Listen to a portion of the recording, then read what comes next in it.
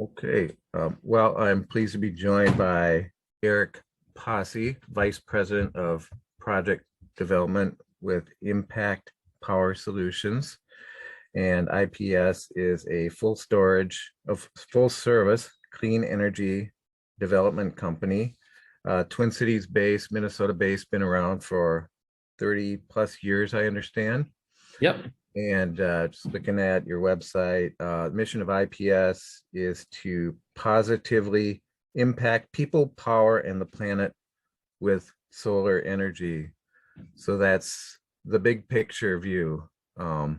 Eric, first of all, thanks for joining us this morning.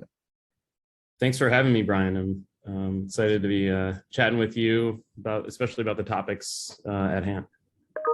Yeah, a lot of interesting news. So I guess just to start out, if you could, I gave a very brief introduction to your company there, to IPS, and I wonder if you could just talk a little bit more about who you serve and some of the different, I guess, just your overall mission. Yeah. So as you stated, our purpose is to positively impact people, power, and the planet with solar energy. We've been around since 1991. I've been with the company since 2007. We primarily focus today on community solar development nationwide, as well as serving commercial and industrial clients with on-site solar projects. So Fortune 500s, municipalities, school districts, with energy solutions that save money from day one. And my position within the company, I facilitate all of our new market development in places like New York, Virginia, Illinois, and New Mexico. And as stated, I joined about 15-ish years ago and have seen kind of the advent of really the industry in Minnesota and nationwide, which has been relatively consistently year-over-year growth of anywhere from 25 to 40%. And we're not necessarily seeing a slowdown anytime soon. So I've been a Minnesotan for the vast majority of my life. I went to the University of Minnesota, the Carlson School, and love it up here. One thing to note is that IPS was acquired in April of this year, April 15th, and we are now part of the Elite family of businesses. Elite is the owner of multiple energy holdings, including Minnesota Power, based in Duluth, and that's where I'm calling from today. And we're all looking forward to what's happening in DC right now, and I think that's kind of one of the topics that we'll be discussing. Yeah, and I guess we might as well just jump right into that topic. Of course, a lot of buzz about the Inflation Reduction Act, and there's been, I know that there are incentives in there for solar and other emissions-free power sources. Specifically, I believe it includes $369 billion in energy and climate spending. Yes. So tell us a little bit about that, and what does that mean big picture wise for businesses, building owners, developers who may be considering adding solar to their new or existing building? This act will provide much needed certainty in the market, and I think about a lot of our clients over the last several years. We've had step downs or even a cliff regarding tax credits that have motivated or even have shifted projects, and it's just caused a lot of issues on that side. And what the Inflation Reduction Act will do is create a 10-year extension for solar, wind, and energy storage tax credits, and that will provide a runway for our industry to really ramp up. And I think that is primarily the biggest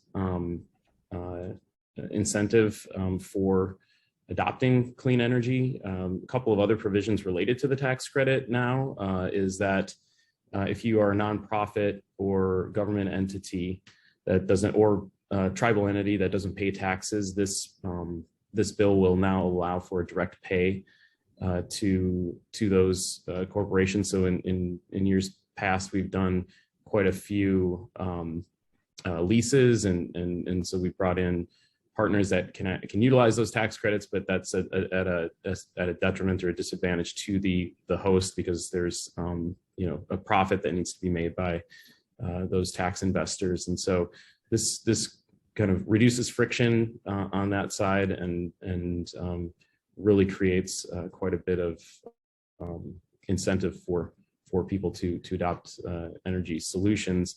A couple of the other items related to the tax credit is that now for businesses that would like to install energy storage to reduce demand charges, or potentially even for critical backup during power outages, the tax credit will extend to those standalone projects, instead of having those needing to be paired with solar or wind. So those are a couple of the benefits that I think most business owners would be concerned with. In a nutshell, it sounds like there's more certainty now going forward with regard to the tax credits. Yes, and also, in that same kind of vein, the Department of Energy and the Internal Revenue Service will have a period of time in which to essentially create the regulations kind of dictated by the legislation. And there are certain bonus incentives for projects that address equity. So usually defined by census tract. If you've got a building that is in a census tract area and you're installing energy improvements there, could be eligible for a 10% bonus on the tax incentive, or on the tax credit. Also, on the procurement side, projects that utilize a certain percentage of domestic content created in America will also be eligible for a bonus credit incentive of 10%. And details are a little bit vague at this point, and again, the IRS and the Department of Energy will be kind of crafting those kind of final rules. Mm-hmm. And a lot of it is in the energy storage side too, correct? Sounds like yes. Investment. Yep, that's in order for us to kind of really take hold of the transition from kind of older generation to clean energy. Obviously, everybody knows that the sun doesn't shine all day and the wind doesn't blow 24 hours a day. So we need energy storage as a solution, and energy storage has come a long way. And kind of the common idea of what energy storage is, lithium ion, same type of battery technology that we'd see in electric vehicles currently being deployed across the grid to help augment and support resiliency, especially in times of critical or high demand. And so we're going to see a lot of innovation in that space. There's quite a bit of money that's going toward research and development and in other aspects that will kind of change the energy landscape here over the next decade. The act itself is really geared toward one singular goal, which is to reduce emissions by 50% in 2030, and that was the kind of agreement at the Glasgow and Paris Climate Accords. And this act won't get us quite all the way there. It gets to most climate experts and their modeling are seeing kind of a 40% reduction in emissions by 2030, but that's still and that's compared to 2005 levels. And that's still a huge step forward in a space, we're in a country that's never passed any, climate legislation before. So this is this is a big moment, and there's quite a bit to be excited about, as we step toward kind of that clean energy future. So what do you, I guess, how important are the tax credits? I guess I was wondering if you could just touch on the importance of the tax credits to maybe, let's say there's a developer doing an apartment project and they're considering adding solar to their project. Maybe they're kind of on the fence. How important are those tax credits to? Yeah. When we worked with multifamily development, and this I think goes hand in hand across kind of almost all real estate, but one of the challenges that we've seen is that the tax credit typically has remained or has needed to remain with the entity that's paying for the system, and that's usually the entity that owns the building.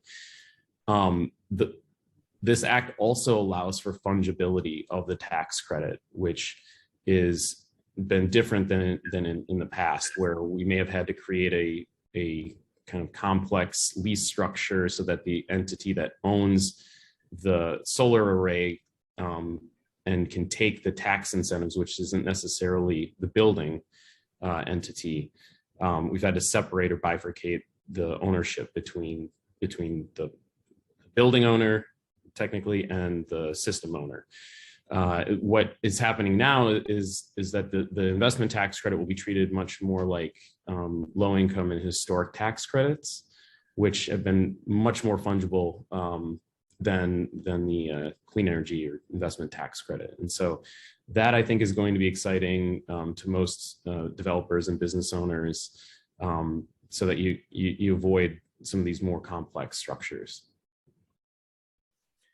Yeah, and I think just going to cleaner energy is becoming more and more visible, I think, on some of the bigger scale projects and even on smaller residential scale building. So do you see this as potentially a game changer, where we will start to see just more and more of these arrays on some of the larger projects? Yeah, I think so, and we've started to see it creep into planning commissions. A lot of I think St. Louis Park and Edina are maybe some good examples of, and Bloomington, areas where when developers are looking to build, they're required or strongly encouraged to incorporate solar on those properties. And that is an effort to align the development community with the goals of the city and of the elected officials that are tasked with adopting policy that aligns with the values of those particular communities. And so we do see that as a popular measure. I think it's there are certain financing structures, including property assessed clean energy, that allow for developers to finance solar and energy improvement projects through their property taxes, and there are benefits in the capital stack of doing that. It's often viewed as owner's equity as opposed to debt or mezzanine financing, and those are items that we're all very familiar with here at IPS, the new energy equity, and can help kind of navigate that with developers. But new construction, it seems like we're going to increasingly see clean energy and energy efficiency, everything kind of mandated through the zoning and permitting process for some of these larger developments. And I think we are seeing that right now. Probably the largest development over by the Highbridge plant in St. Paul. There's a larger ground-mounted solar project that'll be installed on a brownfield site that's adjacent to that community, and a lot of the, I think, the multifamily development that'll happen there will likely have, some component of solar, and certainly energy efficiency. Yeah, and I think we're starting to see in the environmental assessment worksheets and so on too, a little bit more emphasis on climate change versus just, traffic noise, impact on historic properties, that kind of thing. Is that right? I mean, it seems like there's just a big emphasis everywhere now on. Yeah, and I think there's also, a nexus right now with affordable housing and solar. We're doing a project with sand companies, which is supported by a grant from the Metropolitan Council to do a low-income community solar project. So they're hosting solar on car canopies and on the roofs of some multifamily buildings.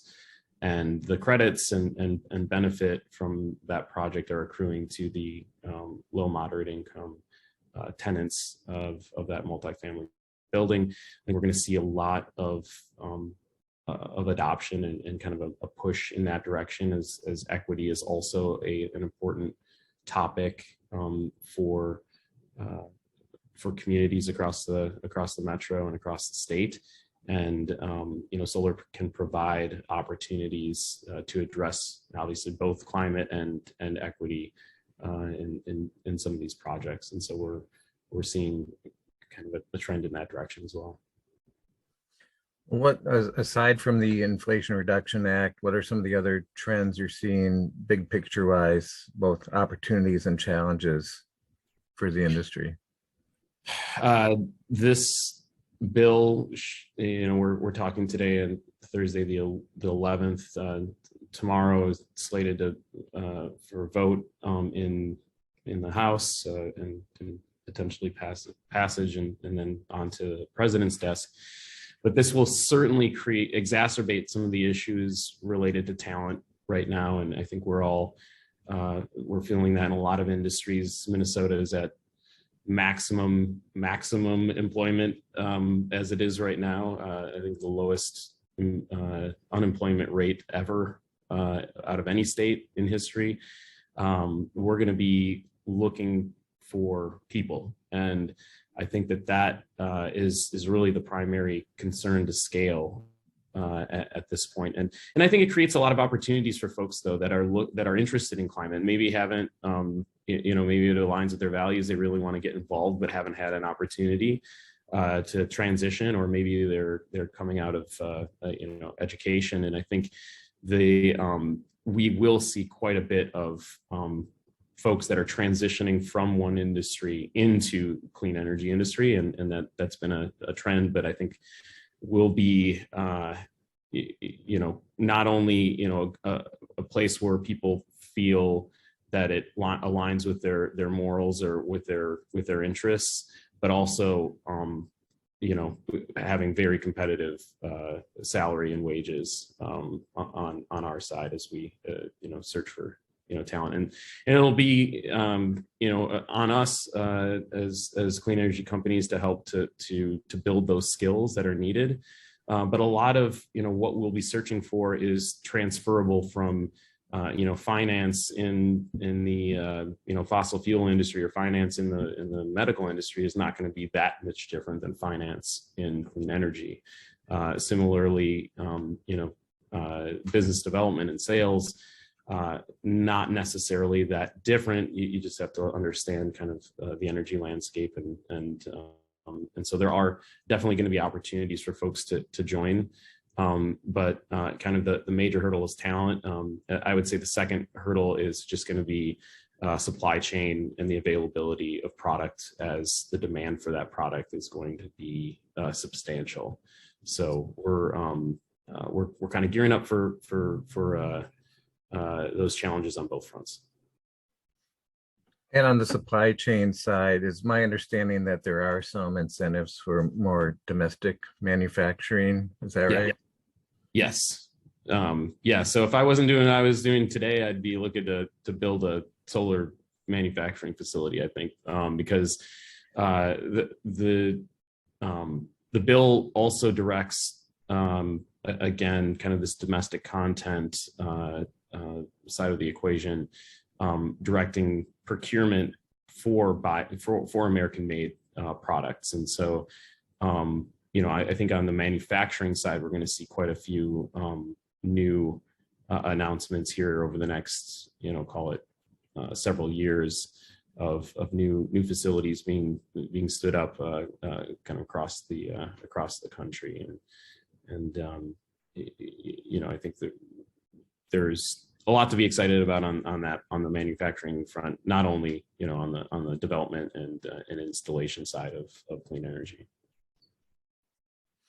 Yeah, fascinating stuff. So, well, Eric, you covered a lot of ground there. I really appreciate that in-depth analysis and just your discussion. It's been a fun discussion. Anything else you'd like to add before we part ways? Yeah, just a quick plug, ips-solar.com.